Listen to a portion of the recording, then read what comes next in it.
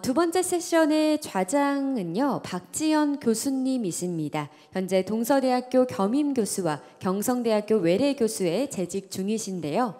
박 교수님은 부산국제평화영화제 프로그래머로 활동하며 영화와 평화를 연결하는 다스 프로그램을 기획해 오신 분이시기도 합니다. 오늘 박지연 교수님과 이번 세션의 발표자분들 모두 무대 위로 올라와 주시면 감사하겠습니다. 박지연 교수님과 발표자분들 무대 위로 모시겠습니다. 네, 여러분 큰 박수로 맞아 주시기 바랍니다. 네, 모든 발표자분들 같이 올라와 주시기를 바라고 여러분 계속해서 박수로 맞아 주시기 바라겠습니다. 네, 올라와 주시고 계십니다. 그럼 박지연 교수님께 마이크를 넘기도록 하겠습니다. 네, 안녕하세요. 이번 세션의 좌장을 맡게 된 박지연입니다. 네, 저희 앉아서 진행을 할까요? 네. 네, 이번 청년의 목소리 평화와 화합을 위한 국제협력 세션의 좌장을 맡게 된 박지연이고요. 동서대학교에서는 영화를 가르치고 부산 평화영화제 프로그래머를 맡고 있습니다. 평화에 가장 반대되는 말은 전쟁은 아닌 것 같습니다. 차별을 반대하고 폭력을 반대하고 생태 그리고 생명을 위하는 그런 가치를 보존하는 일을 영화를 통해서 이야기를 하고 만들어 나가고 있는데요. 지금의 어떤 현재 벌어지고 있는 여러 국제 정세는 우리에게 평화를 실천할 기회를 좀 빼앗아가고 있는 게 아닌가라는 생각이 듭니다. 특히 청년에게 평화는 생존과 관련된 아주 중요한 문제이기 때문에 이러한 현실을 고려할 때 정말 아시아 태평양 지역을 중심으로 하는 청년의 목소리를 매우 소중하게 생각하고 그 목소리가 좀 실천을 찾아가는 데 있어서 중요한 어떤 길을 이 자리에서 우리가 좀 만들어 나가지 않을까라는 생각을 합니다. 그래서 각 연사분들이 경험과 또 이런 통찰을 통해서 청년들에게 평화와 국제협력이라는 어떤 글로벌 이슈를 어떻게 참여하고 또 만들어 나갈 수 있는지 아주 또 뜻깊은 논의가 좀 진행될 것으로 기대하고 있습니다. 오늘 발표와 토론을 맡아줄 분들을 좀 소개하겠습니다. 먼저 첫 번째 발표를 해주실 크리스토프 고댕 교수님은 국민대에서 정치외교학과 교수로 좀 재직 중이시고요. 프랑스 출신이십니다. 프랑스 출신의 사회학자이시고요. 글로벌화 과정에서 여러 의미 변화와 또 서양 사회학 개념의 재구성에 대한 연구를 좀 수행하고 계신데 최근에 저서로서는 르 그랑 미로아드 꼬레라는 책을 발간하셨습니다. 어저께 비행기 때문에 굉장히 큰 고생을 하셔서 지금 막 도착을 하셨습니다. 두 번째 발표는 박다슬 대리님께서 해주실 건데요. 박다슬 대리님은 온라인으로 참여를 해주실 것입니다. 한국국제협력단 홍보실에서 지금 현재 근무 중이시고요. 평화구축활동과 청년 프로그램 개발에 적극적으로 좀 참여해 오고 계십니다. 코이카의 다양한 국제협력 사례와 청년들이 주도적으로 또 기여할 수 있는 방안을 제시해 주실 예정입니다. 무척 기대되는 발언이 될 것으로 기대됩니다. 세 번째 발표를 해주실 명지용 연구원님은요, 제주대학교 평화연구소 특별연구원으로 활동하고 계시고요. 외교부와 국제교류재단의 다양한 프로젝트에 참여해 오고 계십니다. 오늘날 아태 지역에서 청년들이 보편적 가치를 어떻게 실현할 수 있는지에 대한 이야기를 해주실 예정이십니다. 마지막으로 특별 패널이신데요. 최지성 청년국제대사이십니다. 최지성 패널은 서포터즈 청년국제대사로 활동하고 계시고요. 국제사회와 청소년 리더십 교육에 참여하고 있고 청소년 세계시민 교육에도 관심을 갖고 있는 인재입니다. 다양한 국제적 경험을 바탕으로 아태 지역 청년 리더들의 역할에 대한 논의를 해주실 예정입니다. 자, 그럼 이제 본 섹션에 들어가야 되고요. 저희가 사실은 좀 시간이 딜레이 되어서 굉장히 좀 빠르게 진행을 해볼 예정입니다. 시작은 늦었지만 끝은 맞춰서 끝내보겠습니다. 네, 그럼 제일 먼저 첫 번째 발표 주제를 크리스토프 고댕 교수님의 발표로 시작해 보겠습니다. 교수님 자리해 주시기 바랍니다.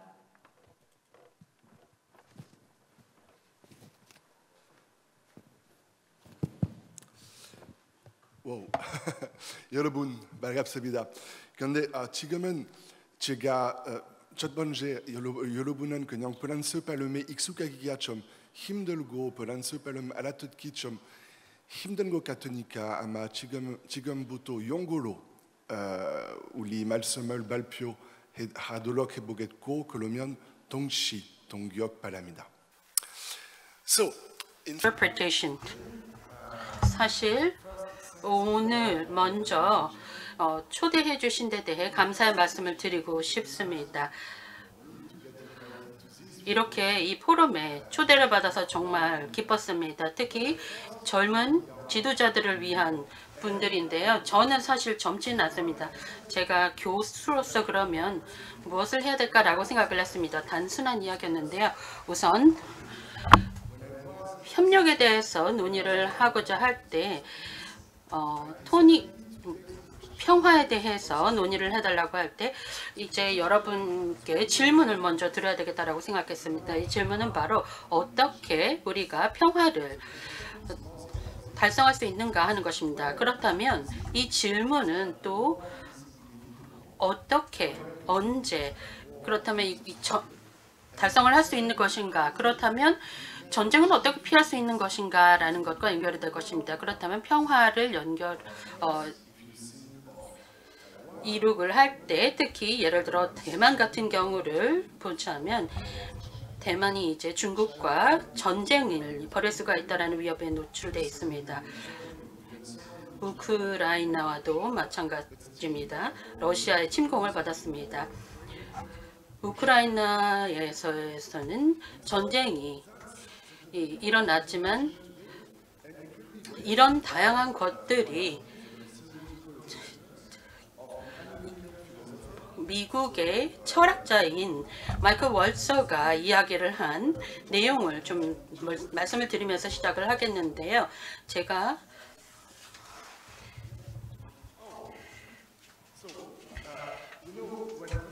이 월서가 이야기를 할 때는 제가 조금 더 빠르게 발표를 진행을 하도록 하겠습니다만 우선 이 마이클 월서에 대해서 설명을 먼저 하면서 시작을 하도록 하겠습니다. 핵심적인 컨셉은 바로 어떤 전쟁들은 정당하다, 어떤 전쟁들은 정당하지 않다라고 구분을 했습니다. 자, 여기 보시다시피 두 가지 것들을 생각을 해야 될 부분인데 조금 복잡합니다.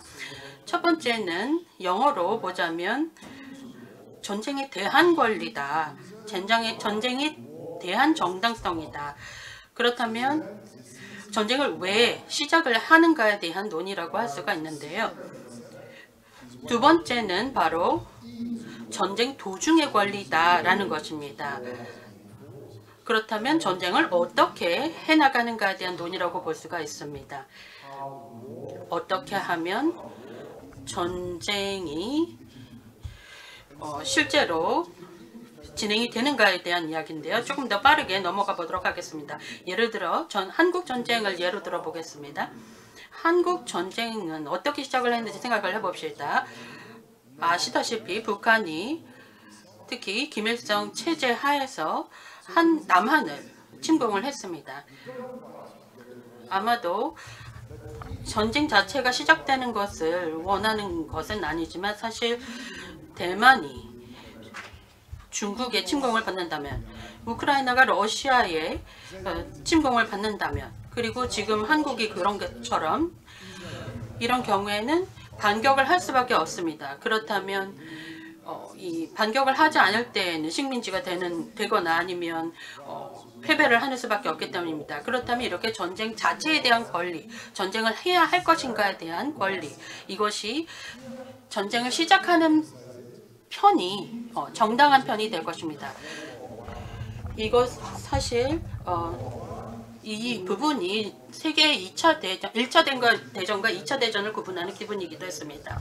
사실 1차 대전에서는 사실 올바른 편이 없었다고 할 수가 있었습니다. 누구든 아무나 공격을 했습니다. 그래서 제가 그렇다면 질문을 드리겠습니다.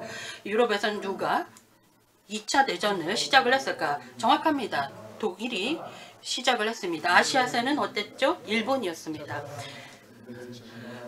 독일이 유럽을 침공을 했고 일본이 중국이나 한국 같은 국가들을 침공을 했습니다. 그렇다면 이번에는 전쟁 도중의 정당성에 대해서 말씀을 드리겠습니다.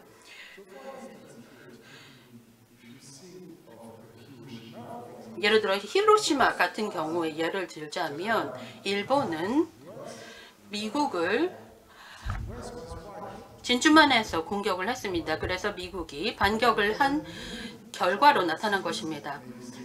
그렇다면 이 모든 인구를 예를 들어 민간인까지 포함을 해서 단순하게 군인만이 아니라 이 모든 민간인까지 포함을 해서 모두를 다 죽이는 것이 그렇다면 정당한가? 이 방법에 관련된 이야기다라고 할 수가 있습니다.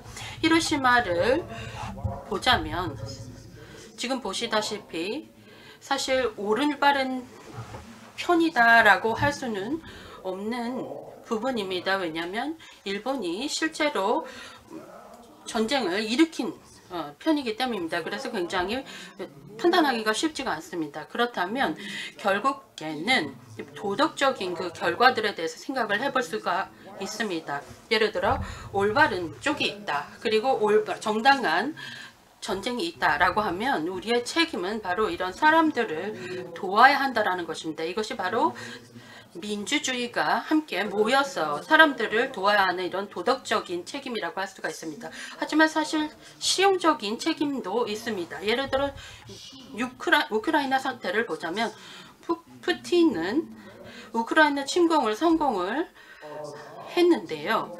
푸틴은 사실 거기서 멈추지 않을 것입니다. 예를 들어 푸틴의 예를 보면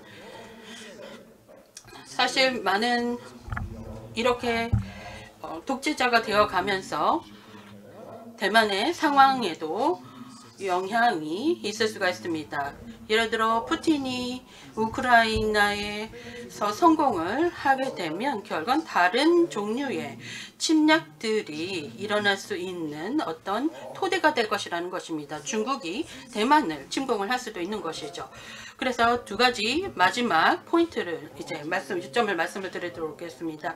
사실 다들 많이 배가 고프실 것 같아서 좀 빠르게 진행을 하도록 하겠습니다. 그렇다면 이렇게 실용적인 실질적인 결과에 대해서 말씀을 드리자면 한반도에서는 그리고 다른 지역에서는 어떤 결과들이 있을까 하는 것입니다.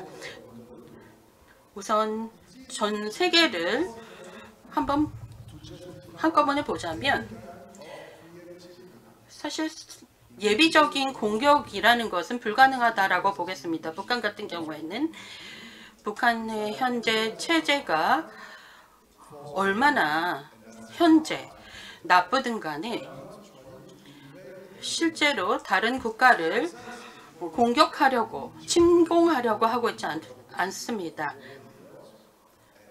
그래서 사실 이 젊은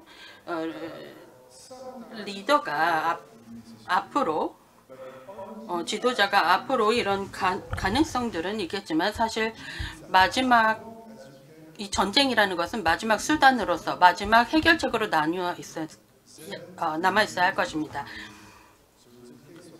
따라서 북한 같은 경우에는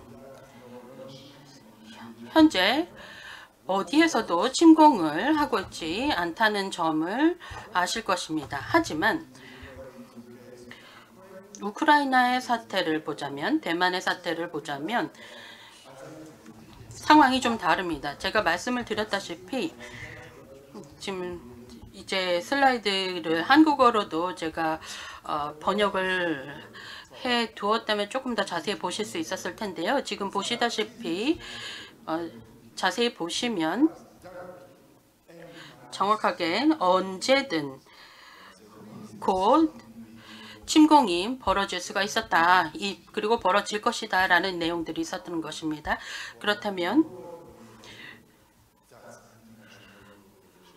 이런 전 세계적으로 보자면 국제적인 협력이 필요한 부분이라고 볼 수가 있습니다. 제가 이런 협력에 대한 발표를 하게 되었을 때 들었던 생각이 이 부분이 아주 중요하다는 것이었습니다. 협력을 하기 위해서는 여러분이 협력을 원하지 않는 상대방과는 할 수가 없다라는 것입니다. 김정은과 협력을 할 수 없는 이유는 아시다시피 김정은이 관심을 보이고 있지 않기 때문입니다.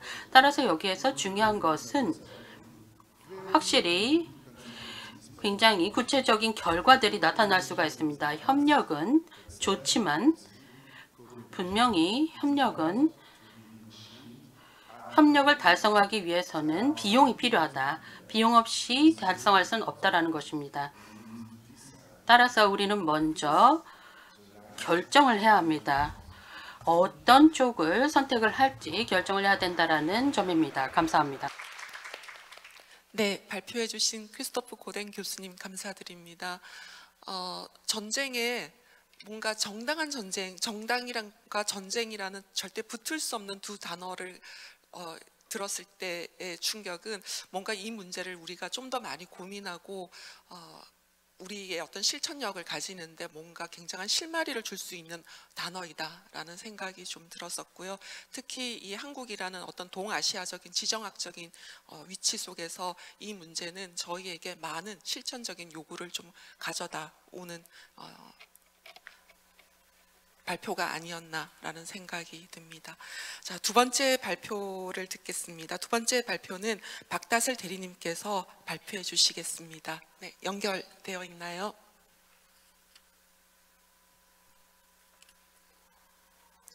네.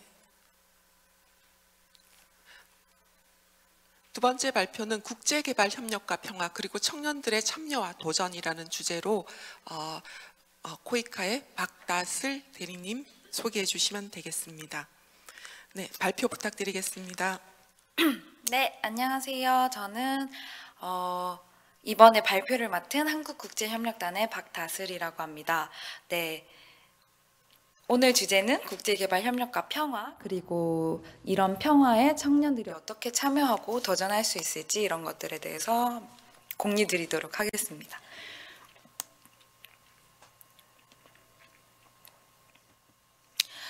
네, 먼저 발표할 내용이 꽤 많기 때문에 빠르게 좀 넘어가 볼 텐데요. 여러분은 글로벌 복합 위기라는 요즘의 시대에 대해서 공감하실지 모르겠어요.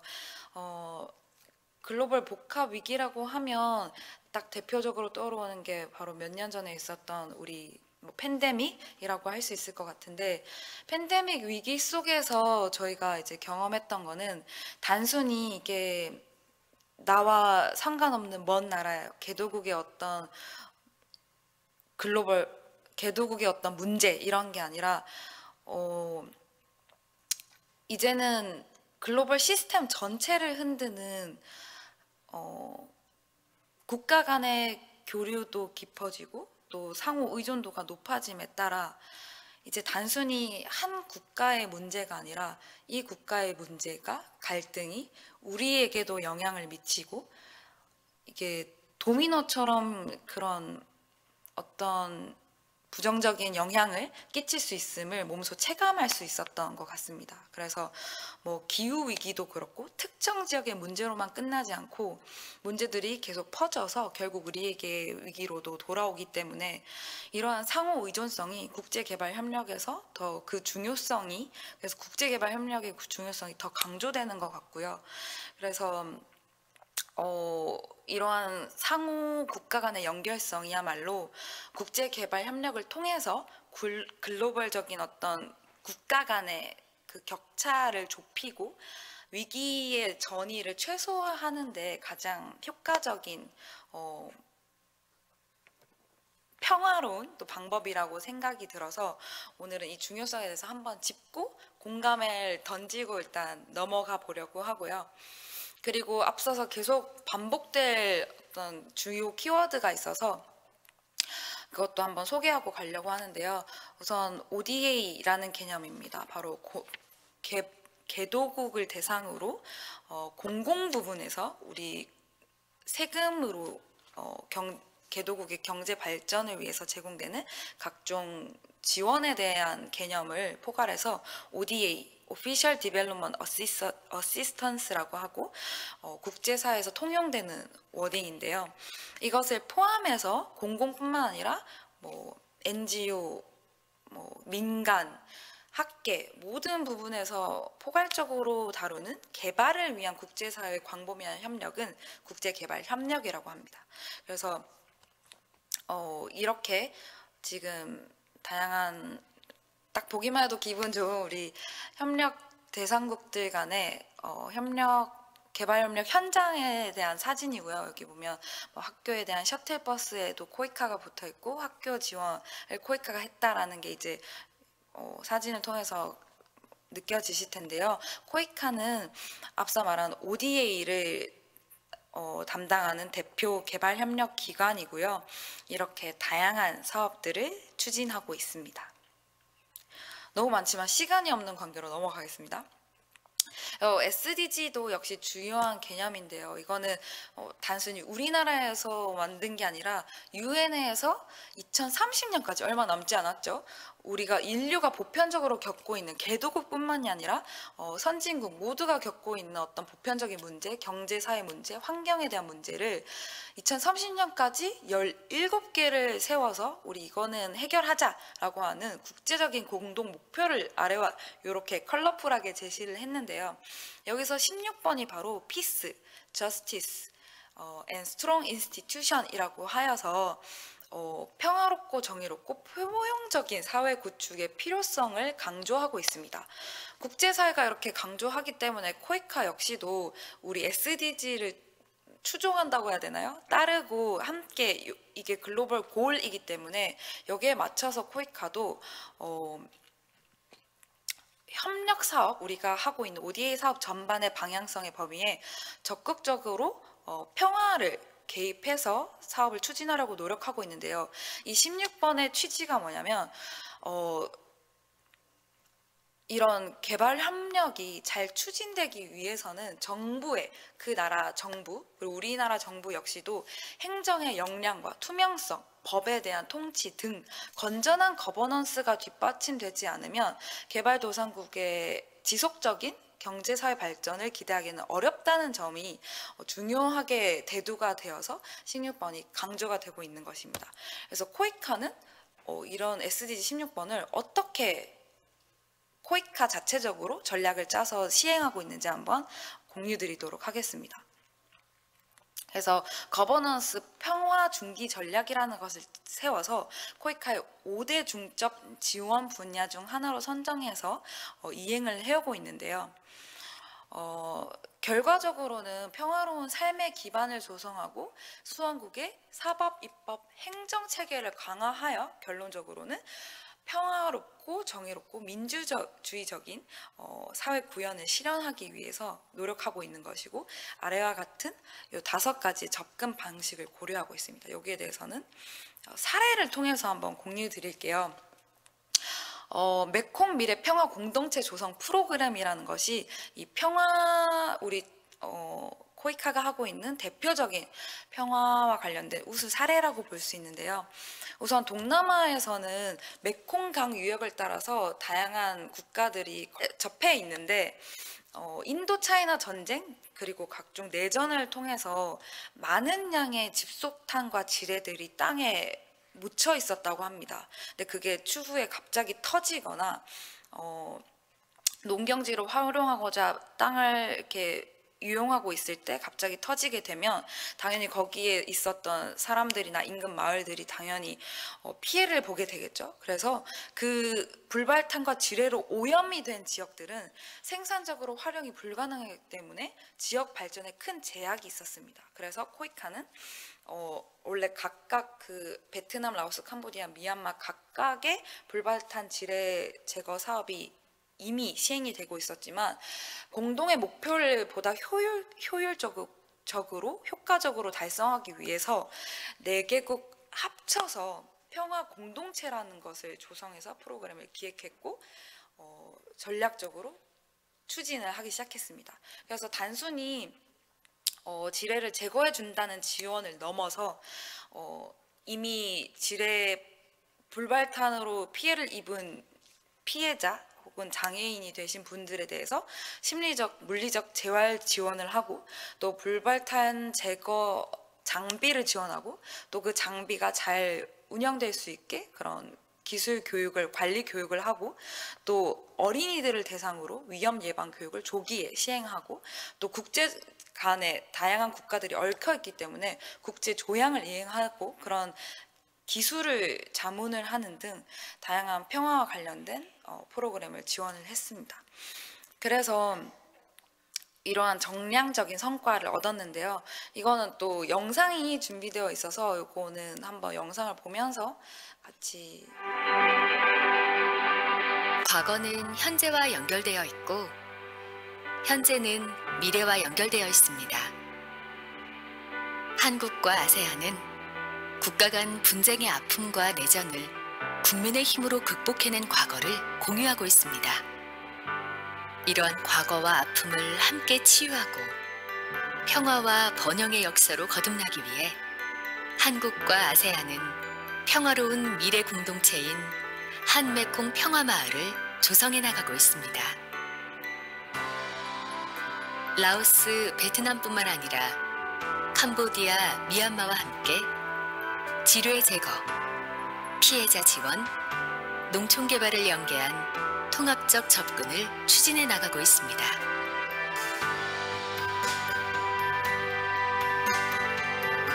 분단의 상징인 DMZ를 국제 평화지대로 선언한 것처럼 메콩 지역의 불발탄, 지뢰 등 전쟁의 잔재를 없애고 번영을 위한 토대로 만들어 나갈 것입니다. สปปลาวเป็นประเทศที่ถือผลกระทบจากปัญหาระเบิดบนทางแตกที่ตกค้างอย่างหนักหน่วงเป็นสิ่งกีดขวางต่อการทำผลิตกสิกรรมการพัฒนาเศรษฐกิจสังคมฉะนั้นถ้าเขาสามารถสำรวจกวดขู่เคลื่อนย้ายทำลายระเบิดออกจากเนื้อที่ดินแล้วเขาก็สามารถนำใส่เนื้อที่ดินนั้นทำการผลิตกสิกรรมหรือพัฒนาโดยปราศจากความเสี่ยงภัยจากระเบิดและเจ้าของที่ดินเองก็จะมีความพอใจที่ดินเขาจะมีความปลอดภัยจากระเบิด 또한 적극적인 지뢰 제거 거버넌스의 강화를 넘어 위험인지 교육 및 피해자와 피해 지역에 대한 인도적이고 포괄적인 지원을 아끼지 않고 있습니다. Chương trình phòng tránh tai nạn bom mìn hiện đã được nhà trường đưa vào giáo dục dạy học lồng ghép ở trong một số tiết học nhằm giúp các em là hiểu biết và nâng cao cái nhận thức của mình để có cái cách phòng tránh tai nạn bom mìn ở trong trường học và cũng giống như là ở ngoài cuộc sống hàng ngày. Cái chương trình mà giáo viên đã được đào tạo về cái nguy cơ phòng tránh tai nạn bom mìn thì cũng đã được là học sinh đưa vào nhà trường dạy học và được học sinh là tiếp nhận qua những bài học một cách là bổ ích và rất là lý thú ạ. 코이카는 한국의 성공적인 농촌개발 경험을 바탕으로 아세안과의 협력을 통하여 생산적이고 포용적인 지속가능한 농촌개발 사업을 추진하고 있습니다.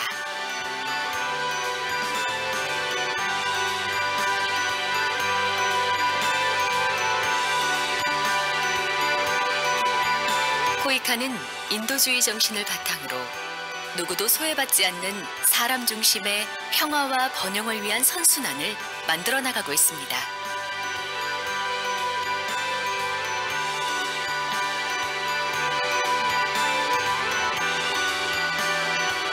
혼자 평화를 꿈꾸면 꿈에 불과하지만 여럿이 함께 꾸는 꿈은 현실이 됩니다. 한국과 아세안은 함께 평화 실현을 위한 꿈을 꾸고 그 꿈을 현실로 만들어 나갑니다. 네, 그렇다면 국제개발협력 분야에 청년들은 어떻게 참여할 수 있을지에 대해서 크게 3개 카테고리로 정리를 해봤는데요.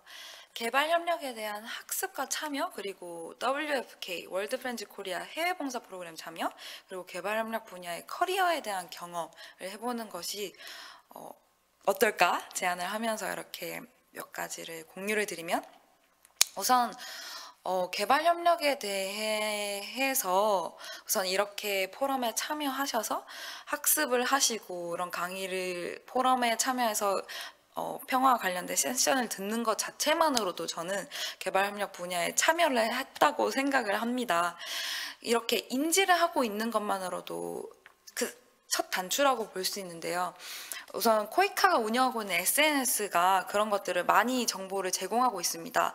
ODA 일반 자격증, ODA도 자격증이 있어요. 코이카에서 주관하고 있는 것인데요. 1년에 2번 지역에서 이뤄지고 있고, 그래서 그런 ODA 자격증 외에도 ODA 추진에 대한 현황, 그리고 코이카와 각종 파트너 분들과의 인터뷰, 그리고 일자리, 각종 코이카와 관련된, ODA와 관련된 국민 참여 이벤트, 이런 것들을 많이 SNS를 통해서 얻어 가실 수 있고요.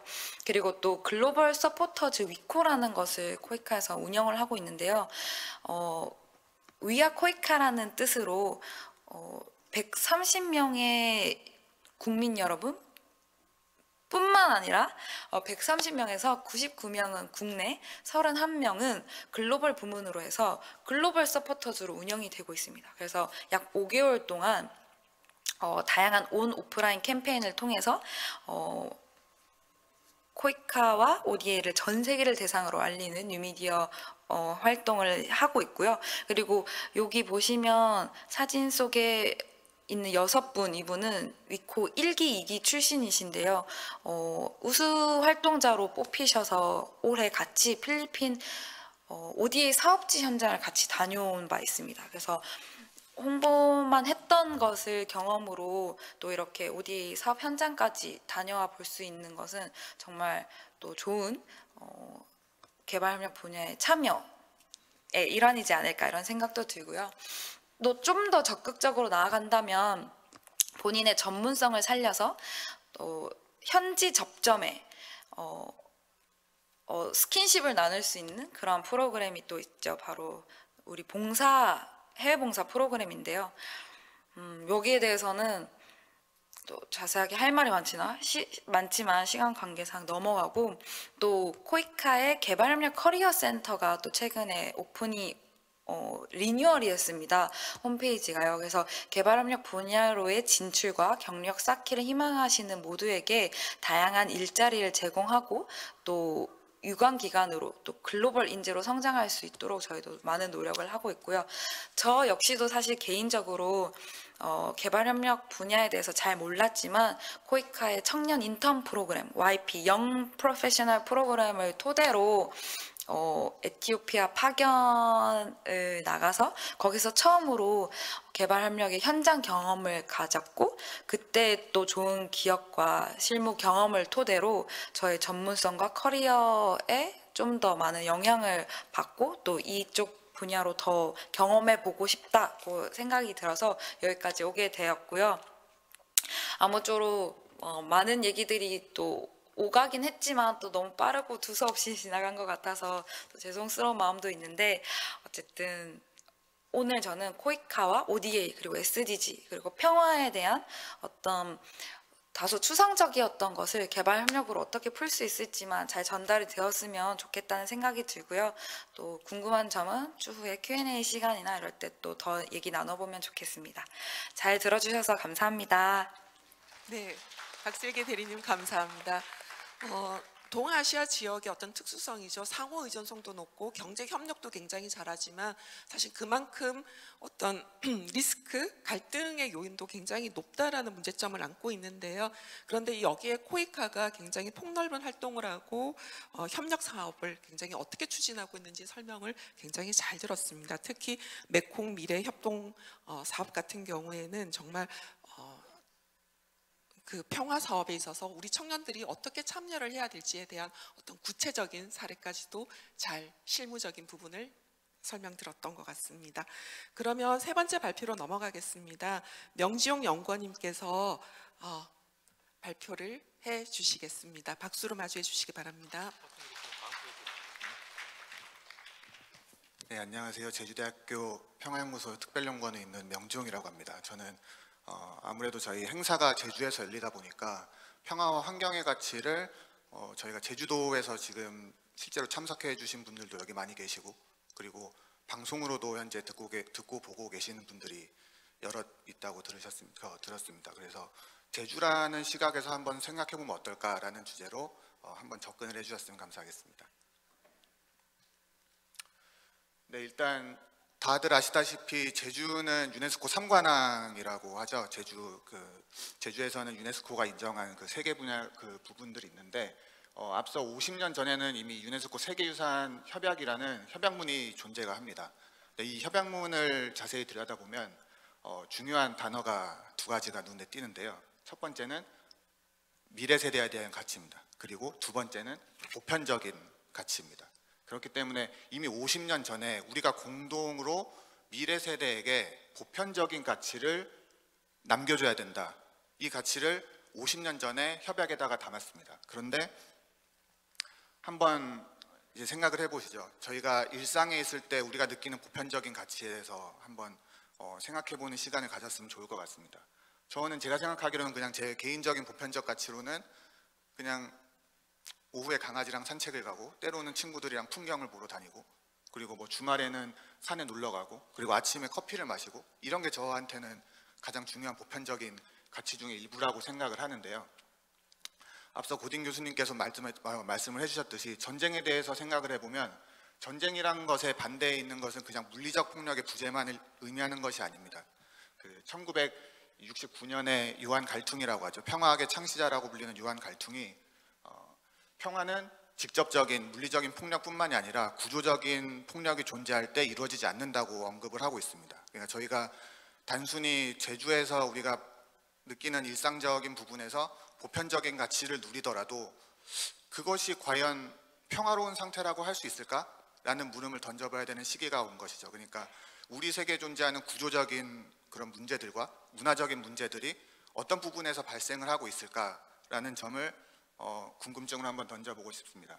2021년에 딜로이트에서 발표한 보고서에 따르면 저희가 미래 세대를 위해서 할 수 있는 액션은 두 가지가 있습니다. 그러니까 파리 기후 협약 이후에 우리가 정한 1.5도의 티핑 포인트를 무시하고 그냥 현재의 소비 패턴을 유지하는 상태에서 계속해서 탄소 배출을 해나갈 것인지, 그리고 두 번째로는 이런 것을 우리가 인지를 하고 이 탄소 배출 저감을 위해서 노력을 하는 두 가지 시나리오가 있습니다. 가장 좋은 그 시나리오는 위에 보시는 것처럼 초록색 원에 있는 우리가 티핑 포인트를 위해서 끊임없이 노력을 했을 때 우리가 플라스틱을 덜 쓰고 쓰레기를 조금 덜 버리고 소비를 조금 줄이고 그리고 배기가스를 덜 배출하든지 아니면 뭐 정의로운 에너지 전환을 하는 그런 과정에 있어서 노력을 하게 된다면 47조 달러의 경제적 이익이 아시아 태평양 지역에서 발생할 것으로 보고 있습니다. 근데 반대로 우리가 그냥 무시하고 평소대로 하고 싶은 대로 하고 그냥 소비는 다 마음대로 하게끔 놔두자라고 했을 때 티핑 포인트를 지나서 우리가 3도시라는 그런 지구온난화를 접했을 때는 96조 달러의 손실이 발생할 것으로 예상을 하고 있습니다. 그러니까 손실과 손해액이 거의 2배 차이가 나는 거죠. 그러니까 최고점과 최저점을 본다면 더 차이가 나겠지만은 이미 아시아 태평양 지역에서 발생하고 있는 문제는 현재 진행형입니다. 아까 그 박다슬 대리님께서도 잠시 언급을 해주셨지만 유엔에서 발표한 지속가능 개발 목표가 이제 5년 남았습니다. 2015년에 발표를 했고 10년이 지났죠. 그리고 5년이 남았습니다. 그러니까 그 전에는 새천년 개발 목표라고 해가지고 2000년부터 2015년까지 잡았던 그런 목표가 있었고요. 거기서 중요하게 여겼던 거는 생태계 서비스, 그리고 2015년 이후에는 지속가능성이라는 키워드가 우리 사회에서 가장 중요한 단어로 지금 각광을 받고 있습니다. 근데 우리는 이 지속가능성에 대해서 얼마나 전문적이고 얼마나 알고 있을지 한번 돌이켜서 생각해 봐야 될 때가 왔습니다. 근데 저희는 이게 운이 좋은 건지는 모르겠지만 제주도에 있지 않습니까? 제주도는 현재 해수면 상승이랑 그 해수 온도 상승도 전 세계 평균 대비 2배에서 3배 정도 차이가 납니다. 제주도가 훨씬 빠릅니다. 그러니까 좋지 않은 상황에서 우리는 살고 있습니다. 근데 한편으로는 제주에서 느낄 수 있는 가치들을 생각을 해본다면 뭐 평화라든지 환경을 뛰어넘어서 우리가 생각하는 지속가능성, 문화, 자연, 공동체, 다양성, 생태계, 역사 이런 부분들은 제주도에서 살면서 한 번쯤은 고민을 해보셨을 만한 주제들입니다. 그렇기 때문에 한편으로는 제주에서 이제 볼 수 있는 다양한 가치들이 어떻게 보면 우리의 보편적인 가치에 스며들어 있기 때문에 제주에서 이런 가치들을 한 번쯤은 고민해 볼 시기가 오지 않았나라고 생각을 하고 있습니다. 제주 도정의 행보를 보면은 상당히 고무적이죠. 왜냐하면은 COP26에서도 이 그 기후변화 당사국 총회에서도 제주도가 추진하고 있는 이런 친환경 에너지 그리고 에너지 전환에 대해서 최우수 파트너십으로 수상을 했었고요. 그리고 가장 최근에 열렸던 COP29에서도 제주의 탄소 중립 정책이 우수 정책 사례로 발표되었다고 들었습니다. 그러니까 전 세계가 보더라도 아시아 태평양이 보더라도 심지어 대한민국이 보더라도 제주는 어떻게 보면 우리가 미래 세대를 위한 전환의 과정에 있어서 가장 선두적인 역할을 해야 하는 위치에 있다고 생각을 할 수 있습니다. 그리고 최근에는 제주도가 의장도시를 맡고 있는 부분이기도 한데 아태지방정부연합에서 문화분과위원회 회의를 개최를 했죠. 그러니까 문화도시로 나아가는 방향에 있어서도 상당히 중요한 역할을 수행을 하고 있습니다. 아까 말씀드렸다시피 유엔에서 2000년도부터 2015년도까지 새천년 개발 목표를 수립을 하면서 가장 중요하게 다루었던 키워드 중에 하나가 생태계 서비스입니다. 근데 지금 한 1년 정도 되었죠. 제주에서는 전국 최초로 생태계 서비스 지불제를 시행을 하고 있고요. 그렇기 때문에 우리가 생태계 서비스라는 게 무엇인가 라는 것에 대해서도 질문을 한번 던져볼 필요가 있습니다. 생물다양성 보전 및 이용에 관한 법률, 그 생물다양성법에 보면 이렇게 명시되어 있습니다. 현재 세대와 미래 세대가 동등한 기회를 가지고 생물자원을 이용해서 그 혜택을 누릴 수 있게 하는 것. 그러니까 아까 말씀드렸던 구조적으로도 세대가 동등하게 누릴 수 있는 구조를 우리가 확립을 해야 되는 그런 과제를 안고 있습니다.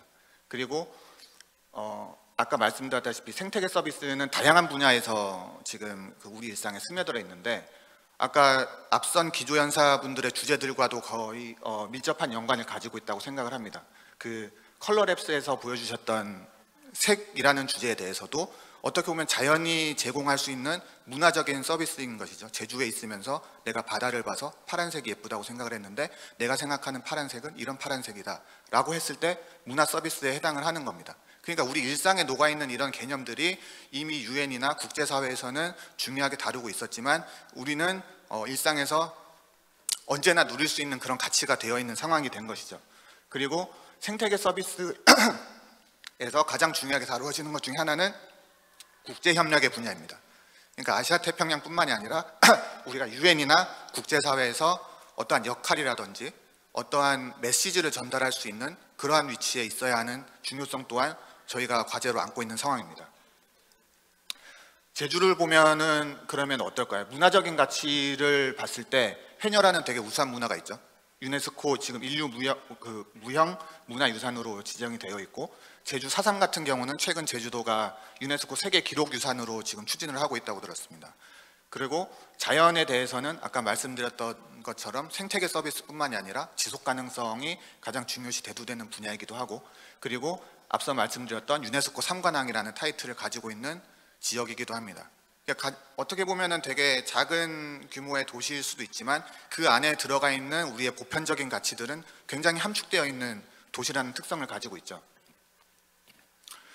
그래서 유엔에서는 이런 지속가능 목표가 5년이 남았는데 우리는 어떻게 해야 될까라는 주제로 이렇게 회의를 개최를 하는데요. 작년에 뉴욕에서 개최되었던 그 회의를 보시면 눈에 띄었던 문구는 저는 두 가지였습니다. 우리가 아무것도 모르면은 아무것도 할 수가 없다라는 문구고 두 번째는 전문가들은 다 우리가 될 수 있다라는 문구입니다. 그러니까 다시 말해서 우리가 모르면은 아무것도 할 수 없지만 우리가 아무것도 안 하게 된다면 다시 또 아무것도 모르게 될 겁니다. 그렇게 된다면은 우리 모두의 전문가들은 점점 줄어들게 되겠죠.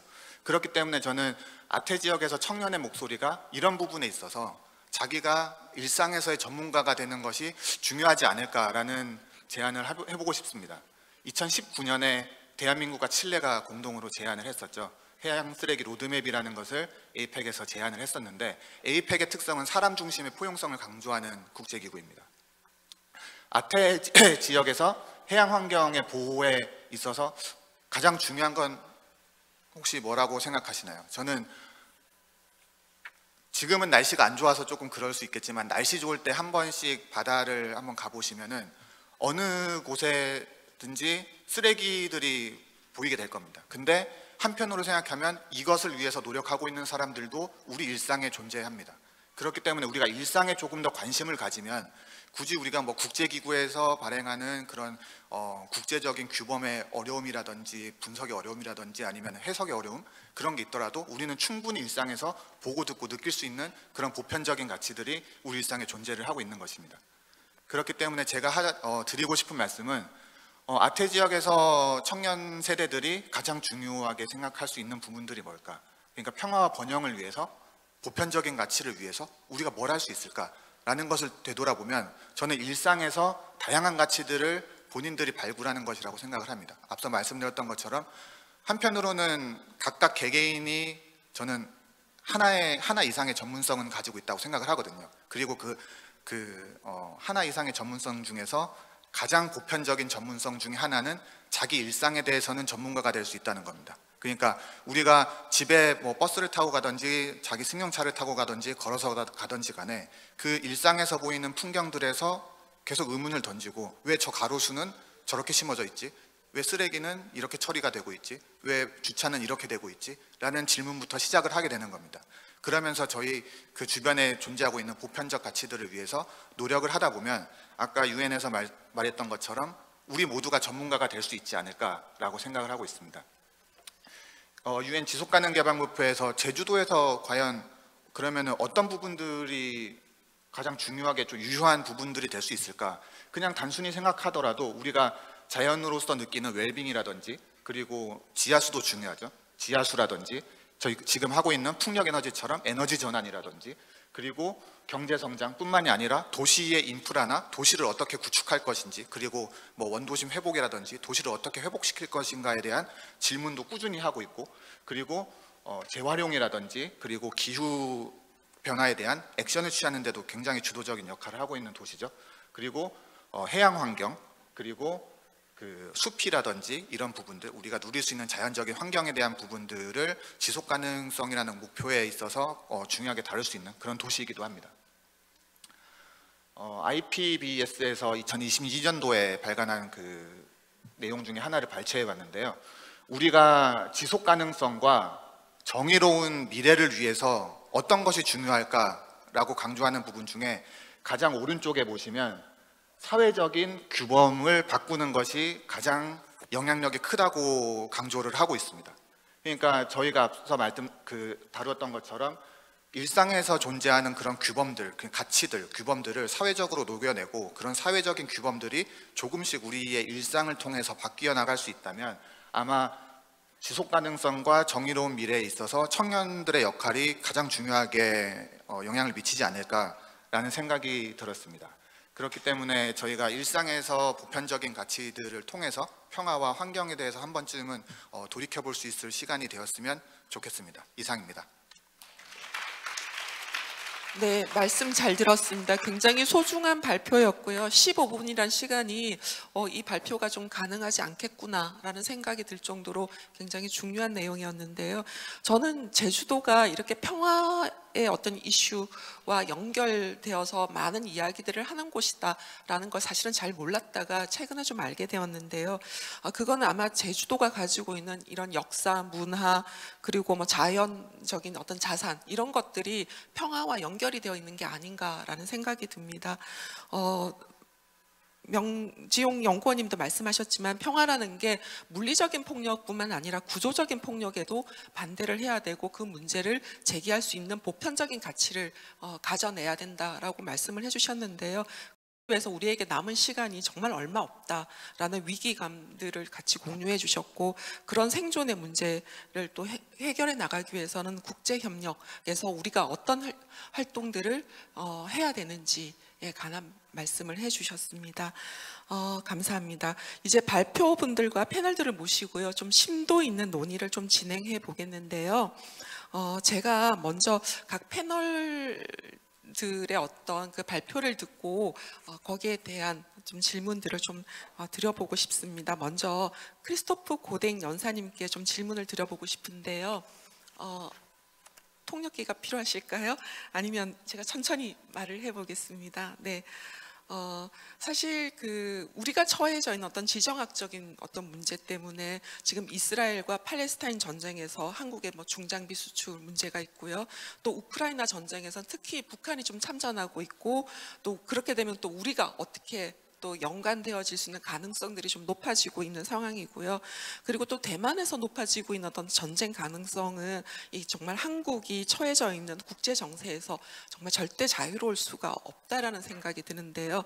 그러니까 앞으로 다가올 전쟁들은 정당한 전쟁이 아니라 부당한 전쟁이고, 그 부당한 전쟁에 우리 청년들이 뭔가 휩싸여질 어떤 위험성들이 굉장히 높아지는 가운데서 이런 상황 속에서 우리 청년들의 역할은 좀 무엇이라고 생각하는지 여쭙고 싶습니다.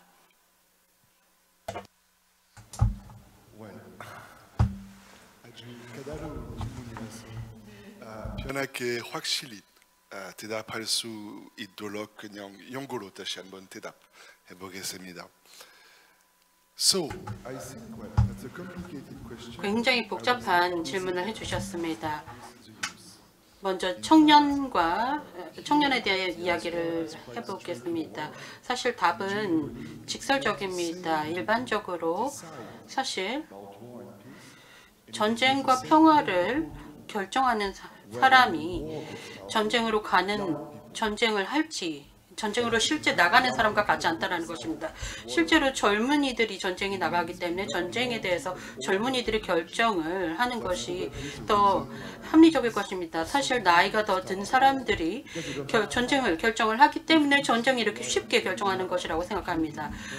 예를 들어 푸틴이 우크라이나에서 실제 이렇게 관련 있는 사람이 사망을 한다면 이렇게 전쟁이 진행이 되진 않았을 것입니다. 그렇다면 사실 두 가지 생각해야 될 것이 있다고 생각을 합니다. 첫 번째는 청년이 무엇을 할 수 있는 것인가 하는 것입니다. 청년이 할 수 있는 것은 대부분 정치적인 토론에 참여를 하는 것입니다. 청년이 할 수 있는 것은 목소리를 내는 것입니다. 청원을 할 수가 있고 시위를 할 수가 있다라고 합니다. 하지만 실제 현실적으로는 맞지 않습니다. 실제 본인이 하고자 하는 말의 방법들을 확실하게 해야 하고 아이디어들을 확실히 해야 되는 과정이 필요합니다. 그렇기 때문에 이 정당한 전쟁이라는 이론은 사실 굉장히 까다로운 부분이라고 할 수가 있습니다. 이 개입에 있어서 굉장히 높은 기준을 가지고 있다라는 이론입니다. 그래서 첫 번째 부분, 특히 한국에 관련된 대답을 하는 질문으로 이렇게 넘어가게 되겠는데요. 우선 대만의 상황 같은 경우 한국과 관련이 없다고 할 수가 없습니다. 안타깝게도 한국이 사실 이런 문제에 전혀 책임이 없습니다. 하지만 결국에는 관여를 하게 되는 것입니다. 그래서 저의 답은 굉장히 단순합니다. 한국이 할 수 있는 현재로서의 최선의 방법은 바로 해야 할 때까지는 최대한 개입을 미루는 것입니다. 한국은 어떻게든 평화를 추구를 하는 것입니다. 최악의 시나리오는 그럼 무엇인가? 한국이 해야 하는 일이 또 한국이 해야 하는 반응이 결국에는 대만 문제에 관여를 하는 것이 되는 것일 겁니다. 그렇다면 똑같은 질문이 이제 프랑스나 독일은 우크라이나가 실제로 침공을 받게 되면 어떻게 해야 될 것인가 이런 식으로 고민을 하게 되는 부분일 것인데요. 이것이 바로 이 전쟁에 관련된 이론이 굉장히 흥미로운 지점이라고 생각합니다. 우방과 적을 이제 정확하게 딱 규정을 할 수가 없습니다. 예를 들어 대만이 예를 들어서 침공을 받게 되면 다음이 한국이 될 수도 있다. 다음이 미국이 될 수도 있다. 이런 식으로 생각을 한다면 실제 본인의 힘을 생각을 할 때 실제 다음의 과정 같은 것들로 이어지는 것을 막기 전에 사전에 통제를 하려고 하는 것이 일반적일 것입니다. 따라서 한국 같은 경우에는 가급적 최선을 다해서 할 수 있는 것들을 해야 한다. 특히 개입을 하지 않도록 해서 때가 되지 않았을 때까지는 이것을 최대한 미뤄야 한다는 것이 될 것입니다. 예를 들자면 예를 들어 2차 대전 당시로 돌아간다면 예를 들어 일본이 중국을 침공을 했고 독일은 폴란드를, 프랑스를, 그리고 러시아를 등등을 침공을 했는데 사실 슬픈 사실은 바로 실제로 전체적으로 큰 적을 만들지 말아야 한다라는 문제가 되는 것입니다. 전쟁을 경험했던 나라이고 그 경험 속에서 처절한 결과물을 몸소 체험했고 그 체험의 기억들이 아직도 가지고 있는 상황에서 워 저스트라는 것이 좀 어떻게 실현이 되어질지 앞으로 많은 고민들이 좀 필요한 질문과 대답이었던 것 같습니다. 박다슬 대리님께 좀 묻고 싶은데요. 코이카의 평화 구축 활동 사례를 바탕으로 좀 청년들이 국제 협력 활동에서 주도적으로 좀 기여할 수 있는 구체적인 방안이 있다면 좀 어떤 게 있을지 답변 부탁드리겠습니다. 네, 박다슬 대리님 연결되었을까요?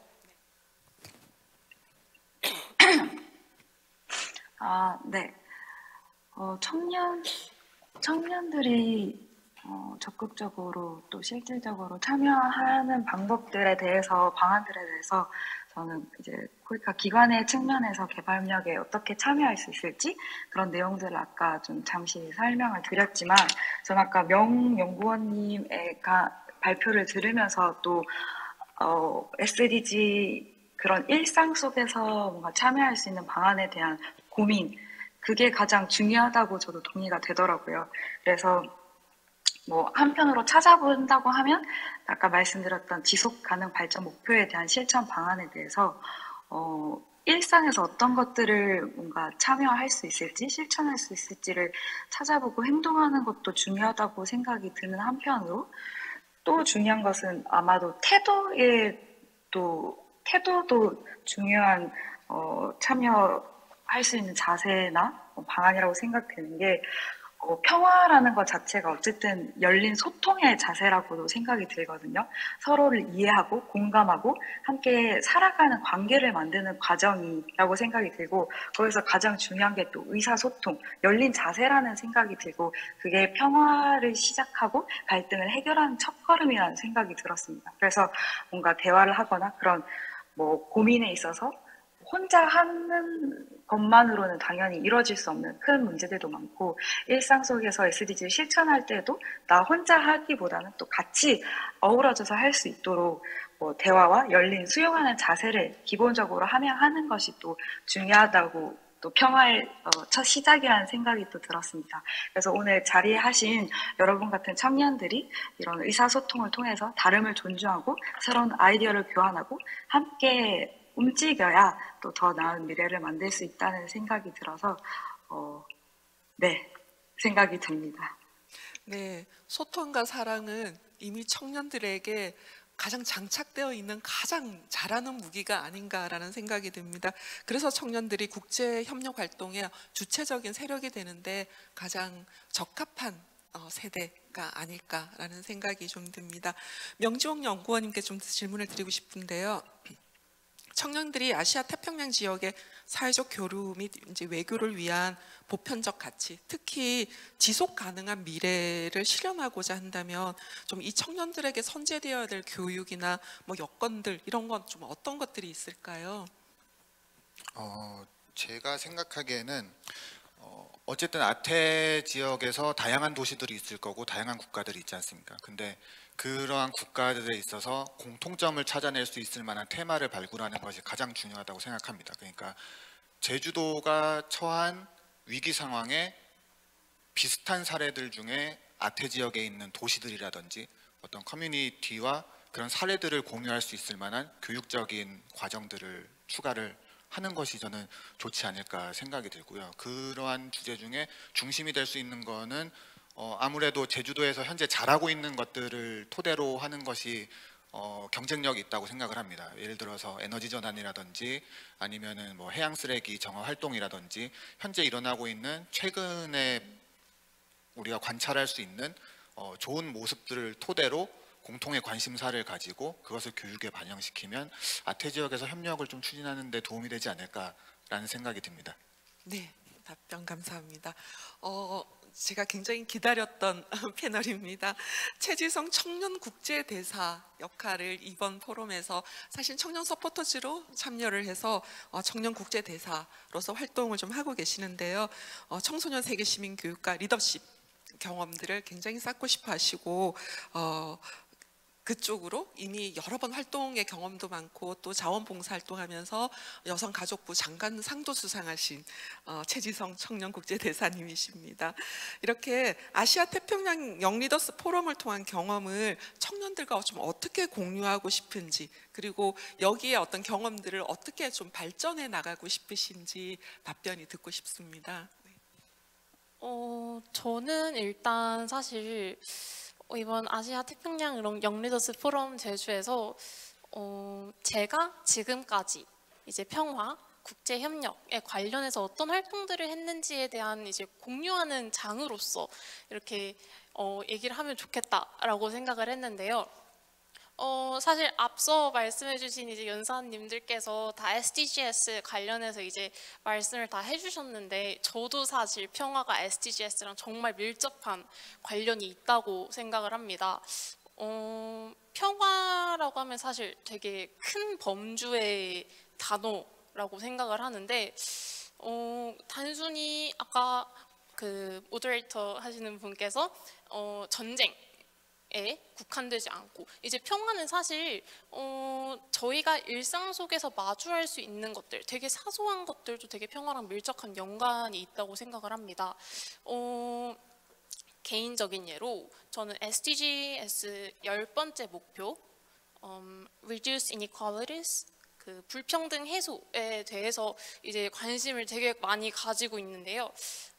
저 같은 경우는 본가가 대구입니다. 그래서 사실 청소년들이나 이제 청년들이 할 수 있는 활동이 굉장히 제약이 많이 되어 있어요. 사실 대외 활동이라는 게 이제 서울, 경기 지역에서 많이 진행이 되는 게 현실이고, 그래서 사실 저도 관심을 가지기 때문에 이제 많이 올라가서 참여를 많이 하기는 했는데요. 저는 그런 부분에 있어서 불평등을 제가 직접 몸소 겪은 사례가 있어서 공유를 하고 싶은데요. 기회의 불평등이 되게 몸소 이제 느껴왔던 것 같습니다. 저는 이제 국제협력, 개발 이런 부분에 있어서 되게 관심이 많은데 제 주변에는 그걸 참여할 수 없다는 그 현실에 되게 안타까움을 느꼈는데요. 그래서 이제 제 친구랑 청소년 정의교육단체 유스티치아라는 비영리 법인단체를 설립을 해서 온라인으로 학생들에게 세계시민 교육을 제공을 했고, 이제 2020년에 되게 코로나가 유행이지 않았습니까?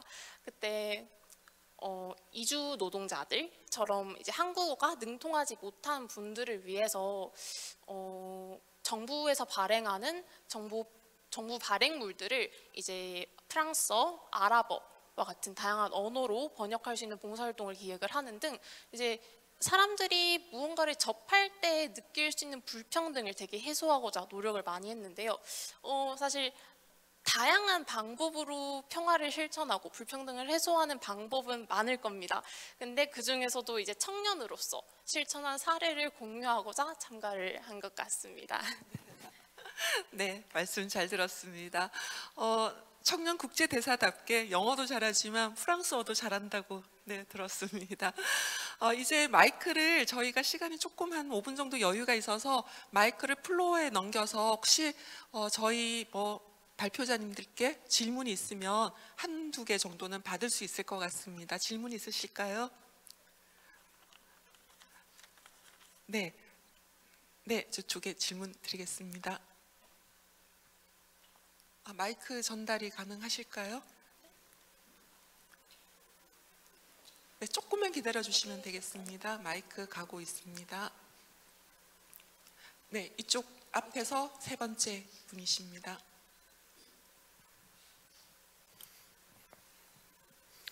Hi, good morning. My name is Otabek. I'm a student from 안녕하십니까. 저는 전남대학교에서 정치학을 공부하고 있습니다. 제 질문은 거댕 교수님께 드리도록 하겠습니다. 먼저 이렇게 오셔서 발제를 해주신 점 감사드리고요. 제 질문은 이렇습니다.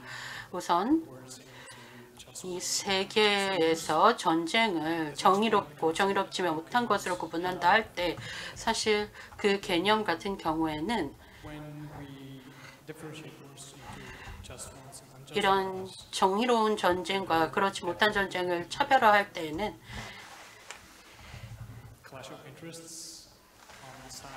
사실 어떤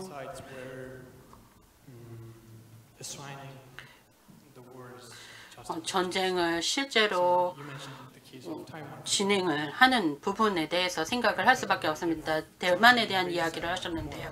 예를 들어 가상으로 내일 중국이 대만을 침공을 한다 할 때 미국이 개입을 하게 될 텐데요.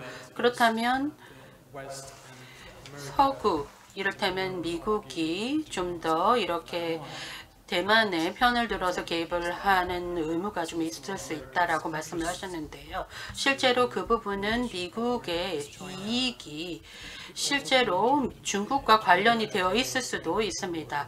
그렇다면 실제로는 중국에 관련돼서 좀 더 선체적으로 압박을 예방을 하는 그런 효과는 있지 않을까라는 생각을 합니다.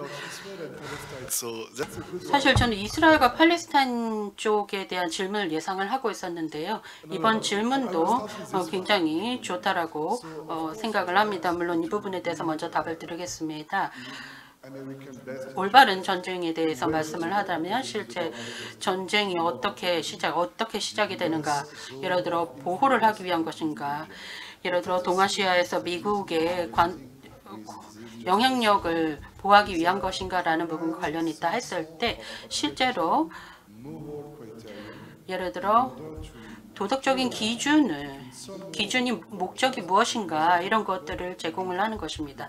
어떤 것들은 도덕적으로 옳고 그렇지 못한 것이 있을 수가 있습니다. 예를 들어 대만에 관련된 것들을 뉴스에서 많이 보게 되는데 실제 티벳 같은 경우에는 좀 다른 경우입니다. 티벳은 예를 들어 식민지 상태입니다. 이 티벳에서 어떤 식으로든 운영이라든지 이런 나라의 운영 같은 것들이 굉장히 상황이 안 좋을 것입니다.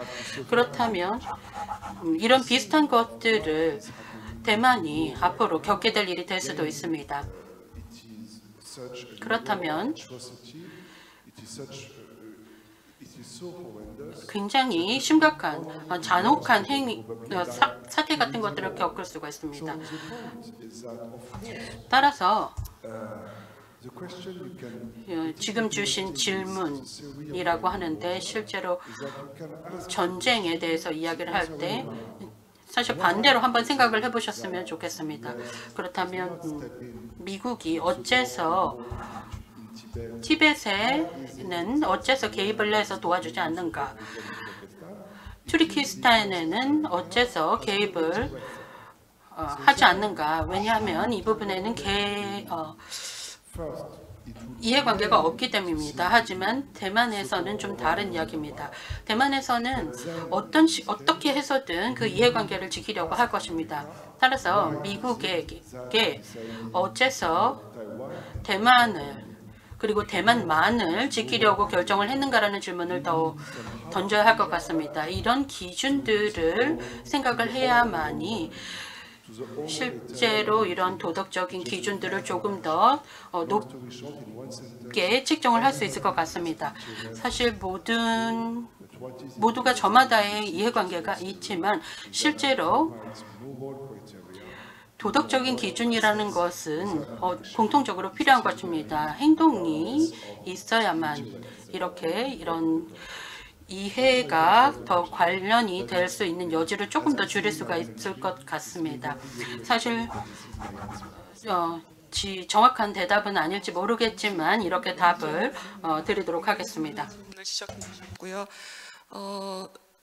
평화에 관한 이야기, 평화의 가장 어떤 극단적인 평화를 위협하는 극단적인 예인 전쟁에서부터, 그리고 국제 협력, 그리고 전쟁만큼 우리에게 당장 시급한 지속 가능한 미래, 환경, 생태 문제까지, 그리고 국제 시민으로서의 성장 문제를 다룬 우리 청년 대사까지 오늘 이 자리가 굉장히 다양하게 이야기가 나왔고 실질적으로 많은 토론들이 있었다라는 생각이 듭니다. 이렇게 자리를 해주셔서 감사하고, 또 오늘 나왔던 이야기들이 여러분에게 계속 문제 제기를 하고 함께 해주시기를 바라겠습니다. 이 자리에 주신 여러분 감사드립니다. 감사합니다.